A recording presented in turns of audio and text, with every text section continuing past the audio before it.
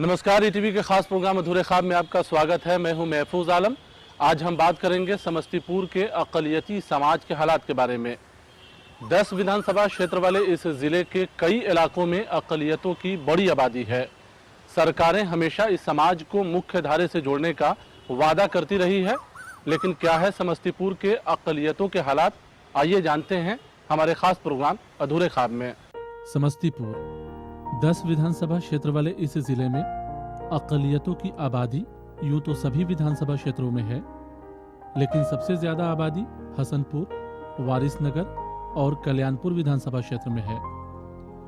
सूबे की तमाम सरकारों ने जिले की तरक्की का ख्वाब तो बहुत दिखाया, लेकिन इलाके के लोग कहते हैं कि सभी सरकारों ने सिर्फ वादे किए, काम के सिलसिले में कभी संजीदा कोशिश नहीं की।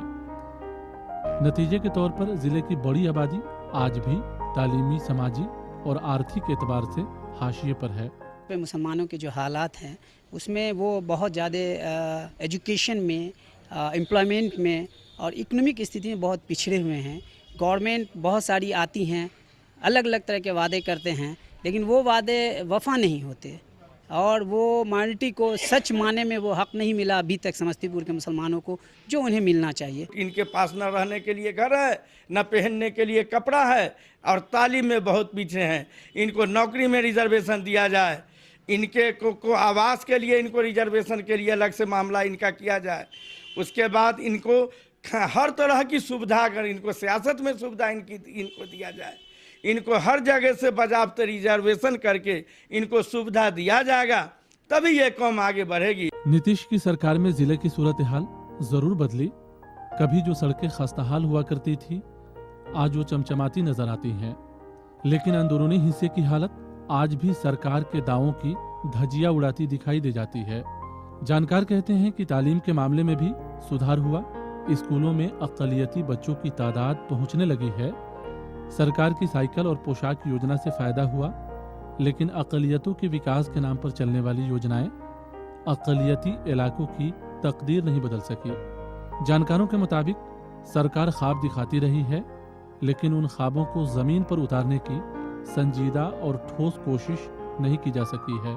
साइकिल का योजना चला है, तो उससे मुझे देखने को मिल रहा है कि मुसलमान के बच्चे बच्चियां भी जो साइकिल पर चढ़ना गुनाह समझते थे, ये वो लोग स्कूल जाने का काम कर रही हैं और तालीम हासिल लड़कियां भी कर रही हैं। इस क्षेत्र में हमारा एक दुर्भाग्य है कि हमारे ज़िला में ऐसा कोई उद्योग नहीं है। कभी पेपर मिल हुआ करता था, चीनी मिल हुआ करता था, वो सारे बंद पड़े हैं।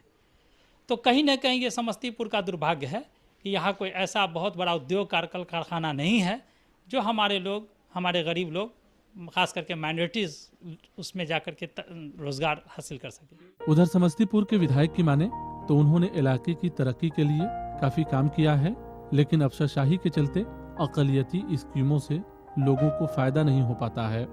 जिले में रोजगार और तालीम का सबसे बड़ा मसला है। जानकार कहते हैं कि जब तक लोगों की आर्थिक हालत नहीं बदलेगी, तालीम के मामले में भी सुधार नहीं होगा। मसला ये भी है कि इस सिलसिले में न ही सरकार की तरफ से लोगों की मदद की जा सकी है और न ही अक़लियती तंजीमों ने इस मसले पर कभी आवाज उठाना जरूरी समझा है। नतीजे के तौर पर कोशिश के बावजूद ज्यादातर लोगों की हालत नहीं बदल सकी है। कोई भी शख्स तभी तरक्की कर सकता है जब उसके अंदर तालीम हो, या कोई भी समाज तभी तरक्की करता है जब तालीम होगी। तो सरकार की ये मंशा है कि तालीमी की मरकज़ से हम जो है बच्चों को एजुकेशन दें, लेकिन कुछ ऐसे अफसरान की वजह से जो तासुब पसंद होते हैं, वो सरकार की योजनाएं धरातल पर नहीं उतर पाती। ये सबसे बड़ी समस्या है। रोज़गार की जहाँ तक बात है, तो रोज़गार यहाँ के लोग तो मजदूरी पर अपना जीवन गुजर बसर कर रहे हैं। जानकारों की माने तो अक़लियतों के सिलसिले में सरकार गंभीर होने का दावा करती रही है, लेकिन आज तक इस जिले में एक अदद अक़लियती हॉस्टल तक का निर्माण नहीं हो सका है। उधर समस्तीपुर के विधायक की माने तो ये मसला कई बार विधानसभा में भी उनकी तरफ से उठाया गया है, लेकिन इस सिलसिले में सरकार संजीदा नहीं है। हालांकि विधायक ने भरोसा दिलाया कि हॉस्टल निर्माण का काम जल्द शुरू होगा। लगातार मैंने विधानसभा में कई बार सवाल उठाया और तमाम संबंधित अधिकारी से कई बार मिले। इवन मुख्यमंत्री जी से मेरी 2-3 मुलाकात इस समस्या के समाधान के लिए हुई है, लेकिन जिस जगह पे उन्होंने शिलान्यास किया था वहाँ पे शिक्षा विभाग नहीं चाहता है कि उसके ज़मीन पर वो निर्माण हो। वो चाहता है कि ज़िला प्रशासन दूसरा ज़मीन उपलब्ध कराए, और हम लोग नहीं चाहते हैं कि ज़िला मुख्यालय से दूर में कहीं पे बने।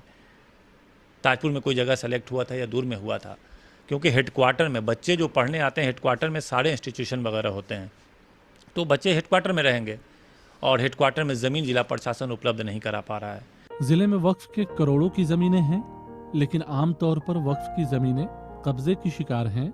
उसी तरह कब्रिस्तान घेराबंदी के मामले पर सरकार अक़लियतों को खुश करती रही है, लेकिन तमाम वादों के बाद भी जिले के कई कब्रिस्तानों की घेराबंदी नहीं की जा सकी है। जानकारों ने जहां अक़लियतों के मसले का जिम्मेदार सरकार को माना है, वहीं खुद अक़लियती समाज को भी कसूरवार बताया है, जो सभी कामों के लिए सिर्फ सरकार पर ही निर्भर रहते हैं। उनके मुताबिक जब तक कोई समाज अपनी हालत बदलने की पहल नहीं करता है, तब तक उनकी मुश्किलें उनकी आरजुओं को पूरा नहीं करती है। 393 कब्रिस्तान है समस्तीपुर में, जो अति संवेदनशील है, जो आज तक उसका घेराबंदी नहीं हुआ। प्रशासन यही कह रही है कि सरकार के द्वारा पैसा मुहैया नहीं कराई गई है, जिसको लेकर के अभी ये काम नहीं शुरू किया गया। जिले में अक़लियतों का बड़ा मसला पलायन और तालीम से जुड़ा है। तालीमी इदारों की कमी भी उनकी मुश्किलों को बढ़ाती रही है, लेकिन स्थानीय सियासी दिग्गजों के तमाम वादों के बाद भी इस समाज की बुनियादी मुश्किलें हल नहीं हो सकी है। बहरहाल वक्त हो गया है ब्रेक का। ब्रेक के बाद फौरन वापस आते हैं। ब्रेक के बाद एक बार फिर से आपका स्वागत है। हम बात कर रहे हैं समस्तीपुर के अक़लियती समाज के हालात के बारे में। ज़िले के अक़लियतों का बड़ा तबका खेती पर निर्भर करता है या फिर रोज़गार की तलाश में यहाँ से पलायन कर जाता है। जानकारों की माने तो सियासी दलों की तरफ से वादे तो खूब किए जाते हैं, लेकिन इस मसले को हल करने के सिलसिले में कभी संजीदा कोशिश नहीं की जा सकी है।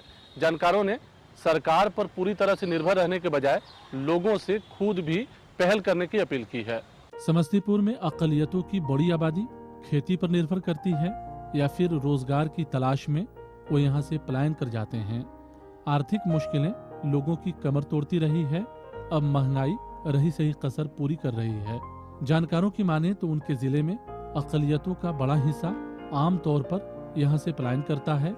जो जिले में रह जाते हैं वो अपनी दाल रोटी का इंतजाम छोटे मोटे काम करके या शहरों में रिक्शा व ठेला चलाकर पूरा करते हैं।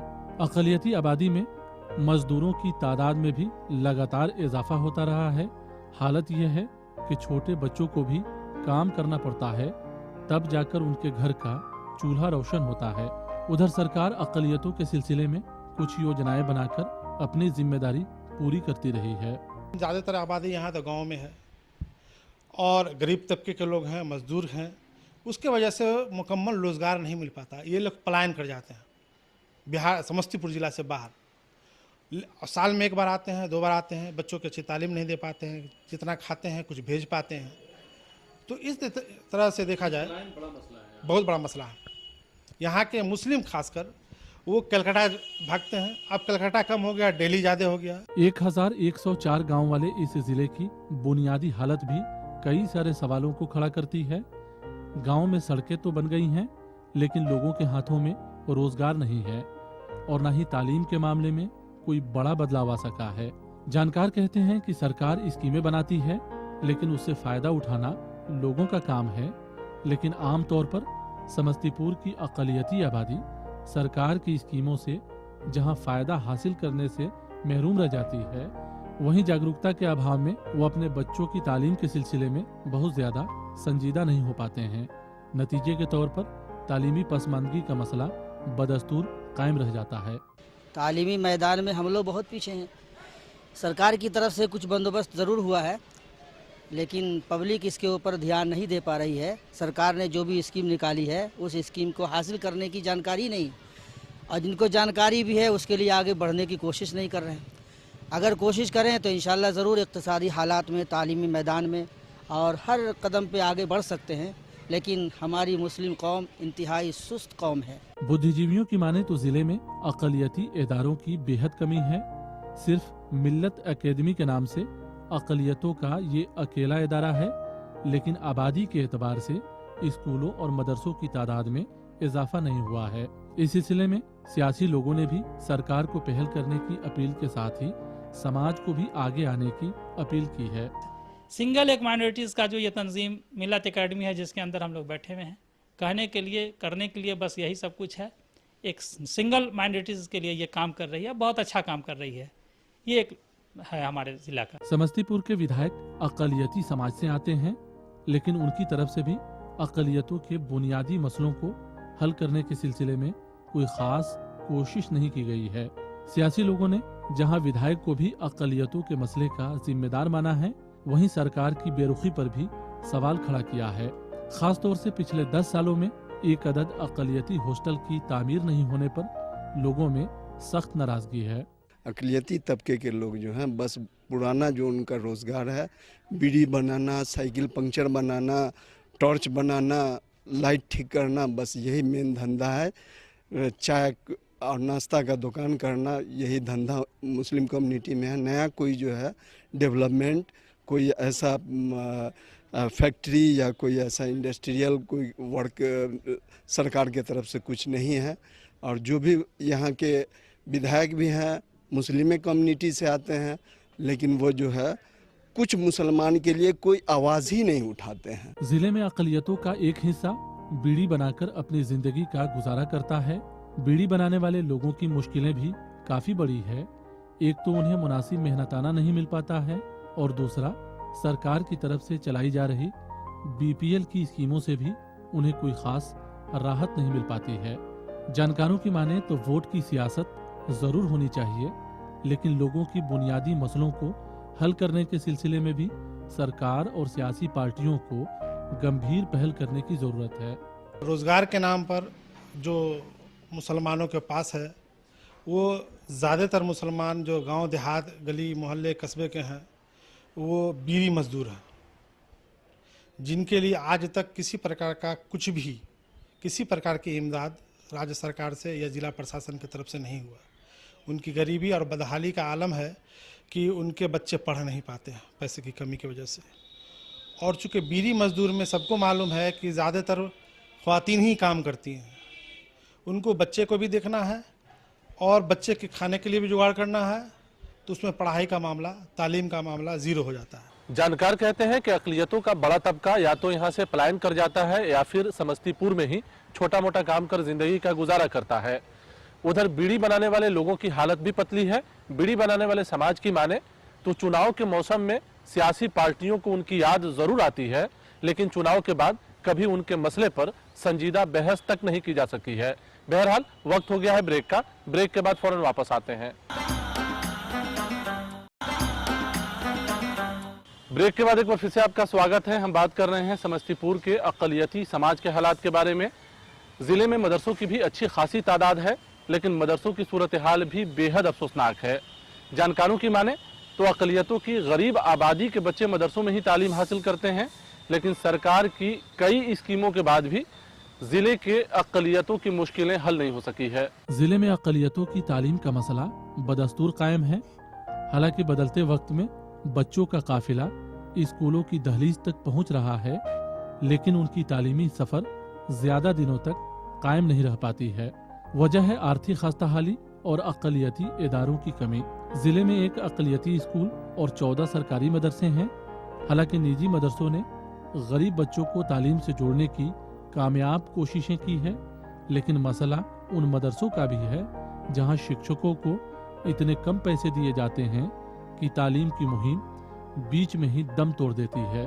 एजुकेशन की हालत इतनी ख़राब है, चूँकि मुसलमानों के यहाँ तो अलीफ बे से बात शुरू होती है, पहले कन्वेंट स्कूल से बात शुरू नहीं होती है। तो मदरसों की हालत इतनी ख़राब है कि जो सही मानों में मरकज़ी तालीम जो बेसिक तालीम देता है, उसी की हालत ख़राब कर देती है गवर्नमेंट।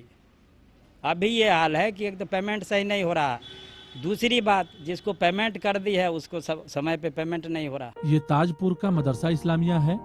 इस मदरसे में करीब 500 बच्चे तालीम हासिल करते हैं, लेकिन उन बच्चों को पढ़ाने के लिए यहाँ सरकार ने सिर्फ 6 टीचरों की मंजूरी दी है। मदरसा की कमेटी अपनी तरफ से शिक्षकों को बहाल कर बच्चों की तालीम का इंतजाम करती है। यहाँ कुल 22 टीचर हैं, जिसमें 6 टीचर को सरकार वेतन देती है और बाकी टीचरों की तनख्वाहें लोगों के चंदे से जमा की जाती है। शिक्षकों के वेतन में काफी गैप है। सरकारी शिक्षकों को 30 से 40 हजार रुपया मिलता है, जबकि कमेटी के जरिए बहाल किए गए टीचरों को 1500 से 3000 रुपया दिया जाता है। मजे की बात यह है कि शिक्षकों का काम एक है, लेकिन पैसे अलग अलग। जाहिर है शिक्षकों की मुश्किलें छात्रों की तालीम पर असर डालती है। टेक्निकल तालीम की ज़रूरत है। मुसलमानों के लिए कर्ज मुहैया करके उसके माशी हालत को अच्छे करने की ज़रूरत है। मेयारी तालीमी इदारा खोलने की ज़रूरत है। और अक़लियती स्कूल तो है ही नहीं है इस इलाके। कॉलेज सतह तक मुसलमानों के लिए जो अच्छा से अच्छा इदारा होना चाहिए, और ख़ास तौर से इस इलाके में जो मुस्लिम की बड़ी आबादी है उसमें बहुत कमी है। ये इखलाक अहमद हैं। इखलाक पिछले 15 सालों से इस मदरसे में पढ़ाते हैं। उनकी महीने की तनख्वाह 3000 रुपया है।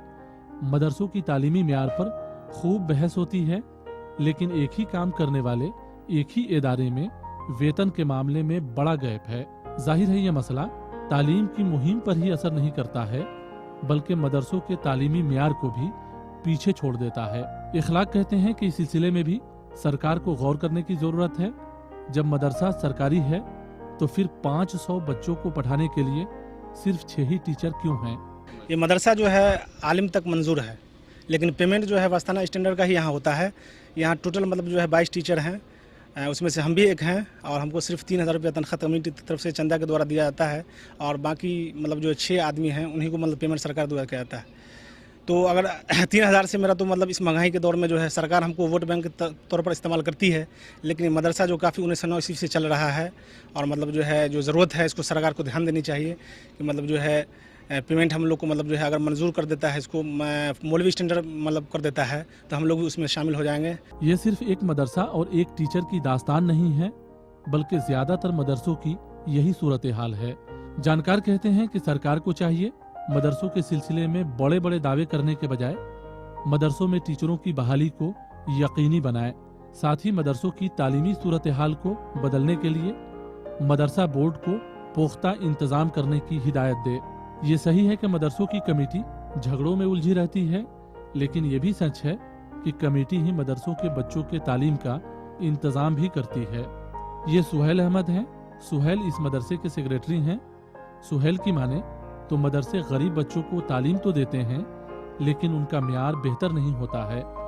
मजे की बात यह है कि इस मामले पर मदरसा एजुकेशन बोर्ड का रवैया हमेशा ही अफसोसनाक रहा है। नतीजे के तौर पर दूर दराज के इलाकों में कायम मदरसे बच्चों को तालीम तो देते हैं, लेकिन तालीम का म्यार बहुत बेहतर नहीं होता है। जिस मकसद के लिए मदरसा का क़याम हुआ है वो पूरा नहीं हो रहा है, समझाना। और मदरसे में आते हैं कौन बच्चे, वो आप समझते ही हैं कि पुअरेस्ट अमंग द पुअर, सबसे गरीब बच्चे वो यहाँ आते हैं। क्वालिटी एजुकेशन कतई नहीं है। बोर्ड का भी वही हाल है। इसी तरह से बोर्ड से मैंने जब पूछा, सुनिए हम सब हमने चेयरमैन से ये सवाल किया कि अच्छा ये बताइए कि बोर्ड मदरसे में इम्तहान देने के लिए मदरसे में बच्चे पढ़ते नहीं हैं, लेकिन उनका फॉर्म मदरसे से भरवाया जाता है। आप इस बारे में क्या कहते हैं? हम लोग जो इसको इनकरेज कर रहे हैं, ये कोई अच्छी बात तो है नहीं। इसका मतलब ये है कि हम सर्टिफिकेट फरोख्त कर रहे हैं। उधर समस्तीपुर का ये ताजपुर का इलाका MSDP स्कीम का हिस्सा है। पैसे जिले में आते रहे हैं, लेकिन मुस्लिम बहुल आबादी वाले इस इलाके की हालत नहीं बदल सकी है। ताजपुर के लोग कहते हैं कि MSDP के पैसे वापस चले जाते हैं, लेकिन काम नहीं होता है। लोगों की माने तो उस स्कीम को सही तरीके से जमीन पर उतारा जाए तो अक़लियती इलाकों की हालत बदल सकती है। MSDP का जो यहाँ योजनाएं आई थी, उसमें हमने बहुत पहल किया। हमारे और साथी लोग भी साथ में थे। हमने 10 बजे रात में वीडियो को लेकर के और जो जिला से जो भी लोग आए थे उन लोगों को लेकर के यहाँ आकर के सारे यह इसका मतलब ये दिए, स्कीम सामने रखा। सब लोग JE वगैरह आकर के नाप करके ये सारा चीज़ यहाँ से ले गए। उसके बाद से फिर दोबारा इस पर कोई मतलब रुझान सरकार की तरफ से कोई नहीं। यहाँ एक बड़ा सवाल लोगों ने ये भी उठाया कि खुद अक़लियती समाज के लोग अपनी हालत को बदलने के सिलसिले में गंभीर नहीं हैं। उनके मुताबिक तालीम से लेकर रोजगार तक में संजीदा पहल किया जाए तो अक़लियती आबादी की मुश्किलें काफी हद तक हल हो सकती है। लेकिन जिले में ऐसी कोई तंजीम नहीं है जो इस मसले पर लोगों को जागरूक करे। साथ ही सूबे में अक़लियतों के विकास के सिलसिले में काम करने वाले इदारे पटना में बैठकर ही अपनी जिम्मेदारी पूरी करते रहे हैं। अगर अक़लियतों के मसले को हल करने के सिलसिले में राजधानी में बैठे अक़लियती इदारों के लोग दूर दराज के इलाकों में सफर करते तो हालात में बदलाव यकीनी होता। लेकिन इस मामले पर किसी तंजीम या सरकार के अक़लियती इदारों की तरफ से किसी तरह की कोई कोशिश नहीं होती है। समस्तीपुर में 3 लाख आबादी है और सिर्फ आप काम कर रहे हैं, आपका जो पॉलिसी है उसके तहत सिर्फ ताजपुर आ रहा है। ताजपुर में 30,000 40,000 लोग रहते हैं, तो 40,000 के विकास की बात तो आप सोच रहे हैं, सरकार सोच रही है, लेकिन बाकी 3 लाख जो आबादी इसी डिस्ट्रिक्ट में रहती है उसके बारे में आपका सरकार का कोई प्लान नहीं है। इसलिए मैंने सुझाव सरकार को दिया है कि इसमें आप ब्लॉक को सेलेक्ट, पहले डिस्ट्रिक्ट को सेलेक्ट किया था कि जो 20% से अबव पॉपुलेटेड हैं वो ऐसे डिस्ट्रिक्ट को लिया जाएगा, फिर ब्लॉक को आया गया। तो मेरा कहना है पंचायत को लीजिए, उससे हो जाएगा कि डिस्ट्रिक्ट में जिस भी पंचायत में पूरे देश में जहाँ भी माइनॉरिटी आबादी बसती है उसके विकास में क्या ज़रूरत है, वहाँ विद्यालय है नहीं है या अन्य सुविधाएं उसको है या नहीं है, रोज़गार की क्या समस्या है उसको दूर करने के लिए। तो इस दिशा में मैंने सरकार को सुझाव किया है। मुझे लगता है कि इस दिशा में कुछ काम होगा। विधानसभा का चुनाव सर पर है। तमाम सियासी पार्टियों की सियासी सरगर्मियां तेज होने लगी है। देखना दिलचस्प होगा कि समस्तीपुर की अक़लियती आबादी अपनी मुश्किलों से निकलने की क्या जुगत लगाती है। बहरहाल वक्त हो गया है आपसे रुखसत लेने का। अगले हफ्ते किसी नए मुद्दे के साथ आपसे फिर मुलाकात होगी। अगर आप इस प्रोग्राम के बारे में अपना कुछ सुझाव देना चाहते हो तो हमें ईमेल कीजिए। हमारा ईमेल एड्रेस है ak@etb.co.in। तो यहीं पे हमें और हमारी पूरी टीम को दीजिए इजाज़त। नमस्कार।